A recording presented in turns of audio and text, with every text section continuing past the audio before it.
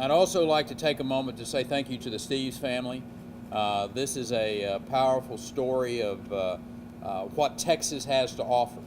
The great story of entrepreneurship and the families in this audience that are recipients of a good job and being able to not just dream some dreams, but see those dreams become a reality because this company has had the opportunity, because of the structure of our economy in this state, to be able to flourish and to do well.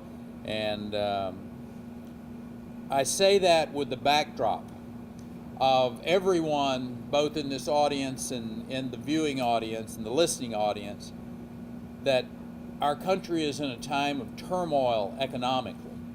For well over a year, we have felt the impact of this economic crisis in a variety of ways. Waking up in the morning with this nagging sense of fear of what economically is going on around us. The real challenge of friends who've lost jobs, of businesses that have failed, of foreclosed homes. We've all seen and known our fellow Texans who have faced those types of things. But we also know that here in Texas, we've done better than practically any other state in the nation economically during that same period of time. We have benefited from a climate of economic freedom that continues to generate jobs, thanks largely to our low taxes, our fair and balanced regulatory climate, our legal system that does not allow for frivolous lawsuits to be filed, and our abiding belief in the liberty and freedom of the individual. Unfortunately, no matter how much we scrimp, we save, we invest wisely, our work will be nothing if Washington doesn't rein in its spending. We know a little about budget shortfalls here in Texas. These members of the legislature who so graciously here with us today back in 2003 had to deal with a $10 billion budget shortfall when we started that legislative session. And Jeff, you'll agree with me, we heard no shortage of opinions on how we should have dealt with that budget. But we opted to go after it in the most responsible way possible. And that was to set a clear set of priorities and to cut spending. As a result, we balanced the budget. We set Texas on a course towards financial stability. As a result, working with leaders like Senator Jeff Wentworth, Frank Court, so many other principled legislators, we wrapped up this last session of the legislature, 2009 session of the legislature, with a tax cut for 40,000 businesses and billions of dollars set aside in our rainy day fund. The benefits of our disciplined approach to governance is visible in many places.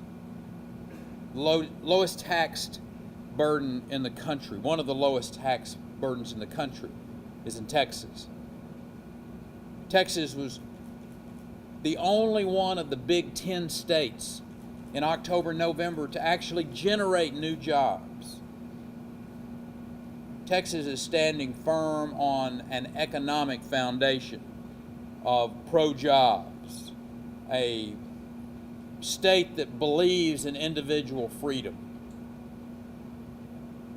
If only our leaders in Washington had the wisdom and the courage to pursue a similar course. Instead, they pour out your tax dollars on every challenge, kind of blissfully ignoring the consequences of their largesse, while they consign our children, our grandchildren, to a life of unprecedented, unmanageable debt.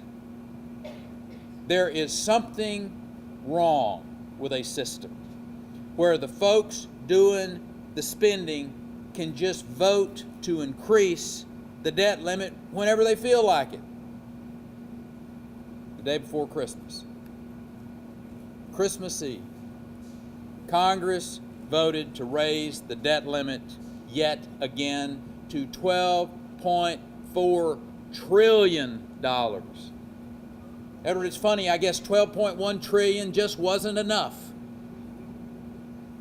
And let me boil that down for you, just what that means. I mean, $1 trillion, just, I'm not sure we can get our hands around what that means, how much money that is. Let me just boil it down for you. If you divided that amount of money by every person in our country, from the youngest child in America to the most elderly individual, and all between, it would amount to $39,000 for every American that they owe on that debt.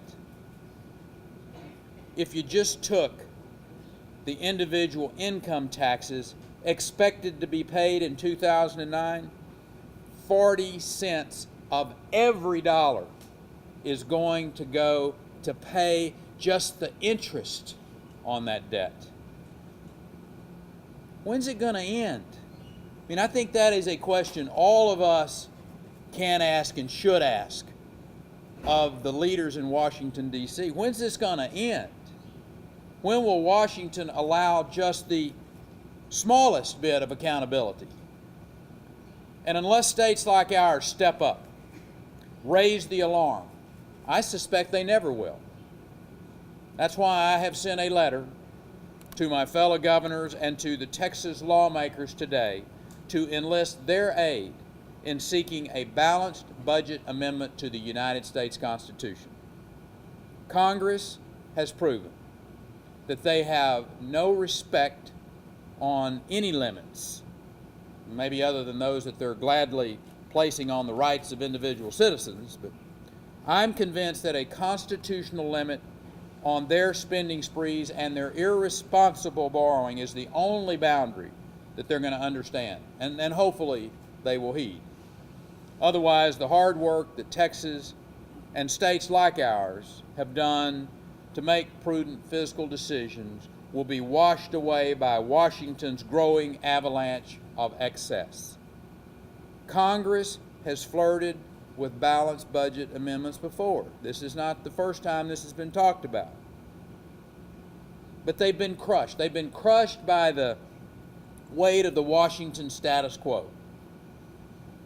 If Congress ignores this call, I will work with state legislature and other states to exercise our rights to force action as recognized by Article 5 of the United States Constitution. Otherwise, Washington's business as usual will be the ruin of our country. I think we are at a crossroads. And I think Texas will lead the charge in bringing this country back on a track where the future generations can enjoy the economic promise that this country always held.